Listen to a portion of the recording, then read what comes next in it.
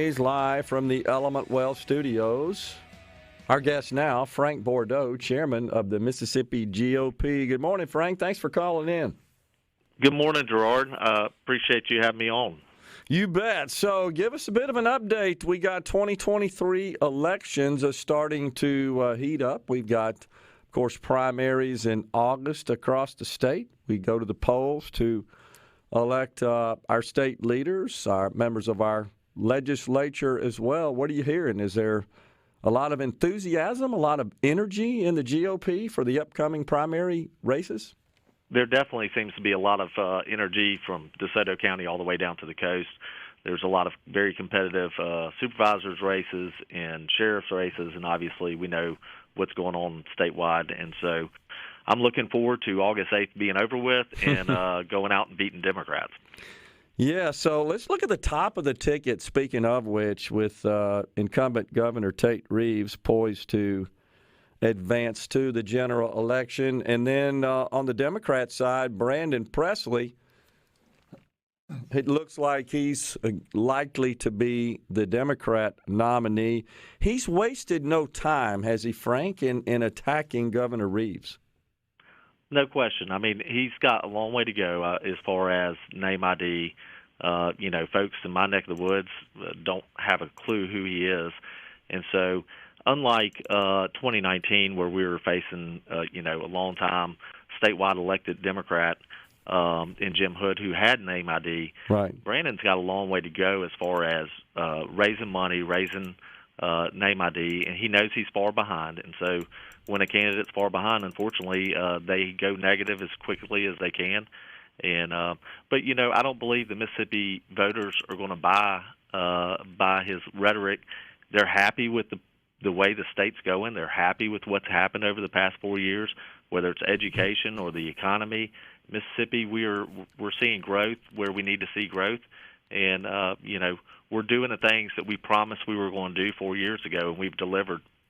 In many cases, we've exceeded what we promised. And so we're going to run on our record. We have a great record in the Republican Party, and he's going to make his allegations. He's going to say what he has to say. But, again, he is going to have a hard time just getting the name ID to register with voters.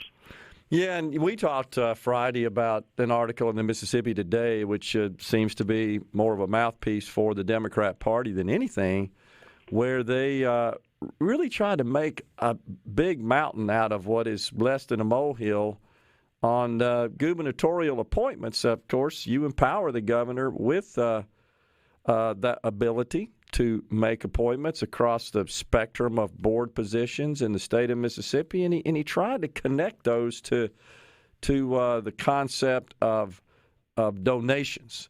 If you contribute to the campaign of the governor, well, then you're poised to receive an appointment. But don't we expect as voters, when we elect somebody to high office, knowing they have the power to make those appointments, that they will appoint people that also align with the philosophy and the views of the governor, the person making the appointments? Isn't that kind of what we expect? No question about it. And, it makes it's very disingenuous to think that a governor would appoint people that are supporters of theirs. But like you said Friday, and you just said, I mean, they're also going to appoint people that are like-minded and have the same philosophies. They're not going to, Governor Reeves has never called you and said, Gerard, you need to vote this way. Yeah. That's not in his DNA. And you never called him and said, hey, Governor, I want this appointment. You've got enough stuff on your plate, but you're talented. The Lottery Commission is very sophisticated, lots of money, and we want people that understand business. And so it makes it very difficult whenever these kind of stories that come out. And by the way, this is about the fifth iteration of the same story. Right. And they'll probably do a sixth, seventh, and eighth.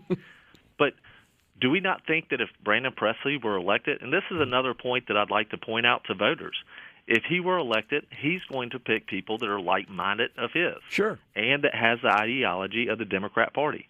And this doesn't just go towards agency appointments. These are agency heads. These are judicial appointments. These are open district attorney seats. And so we want people, a governor that's going to make good conservative appointments. And Sure. to criticize these people for taking the appointments, I know every person that was in that article, every last one of y'all are successful in y'all's own right. Y'all never asked for the appointment. And Governor Reeves has said multiple times, appointments seek people. People don't seek appointments. And I think that he takes that position.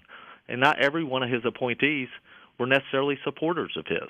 Yes. So I think it's interesting that they point that out, that they're going to run stories, and they're going to run multiple stories on the same issue, just different iterations. But they never pointed out that the Democrat Party still hasn't sent their financial statement in. I mean, it's amazing the hypocrisy where they were so excited about going through every Republican's financial statement and seeing how they could tie that to some story that really is not a story, but they didn't even report the fact that the Democrat Party in the state of Mississippi still, to this day, has not filed their financial report. Wow. I didn't even know the that. fines will start tomorrow. And but, that's what we, as Republicans, unfortunately, we've just gotten used to these kind of stories being ran. I don't think it's working. I really don't. I don't feel like that focusing on that is really benefiting them or will benefit them in the election. Your thoughts?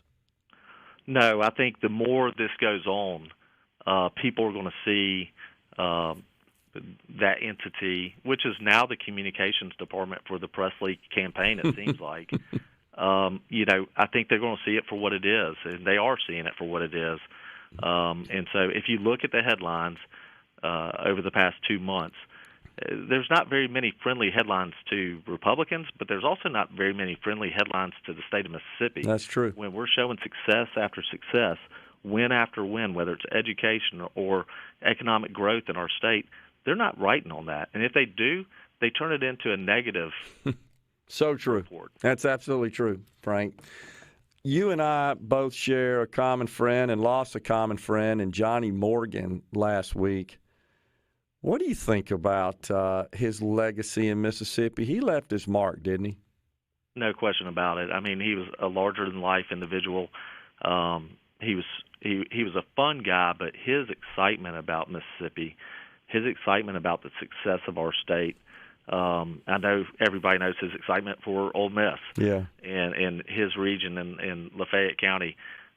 He will be missed, and I hope that younger folks that knew Johnny Morgan saw the time that he spent in his community and in our state, and kind of pick up that mantle and run. We need more Johnny Morgans in the state of Mississippi. Man, that's a good way to put it. Yeah, sure was. And the governor, I think, put it best when he said he was fiercely loyal. And when he said he was with you all the way. No question about it. And known him for a while, I totally agree. I'll also point out, folks, he was a big fan of the show and would frequently text me to my personal phone while we were talking about a topic that he felt strongly about. And I'm proud to say, I think he agreed with what we say here about 99.9% of the time. I don't remember him ever sending me anything that said, you're wrong about that. So if he didn't agree, he'd tell you. I guarantee you he would. And so I honestly, I take a great pride in that because I think the world of him and highly respected individual and family as well. But Mississippi has lost a gem. There's no doubt about that. And I agree with you. The Good Old Boys and Gals event, none like it in the country, and I think really exhibits the best of the American and the Mississippi election process, political process. I mean, he was a friend to everybody. You know that, Frank. Yes, sir. Never said no to anybody. And it was his deal. It was essentially his home, second home, so to speak. Come on in and get up on the stage there and gosh, he was just remarkable at that. We will miss him. So are there wanted to ask you this, are there any Senate or House races that you see as contentious once we get to the general in Mississippi?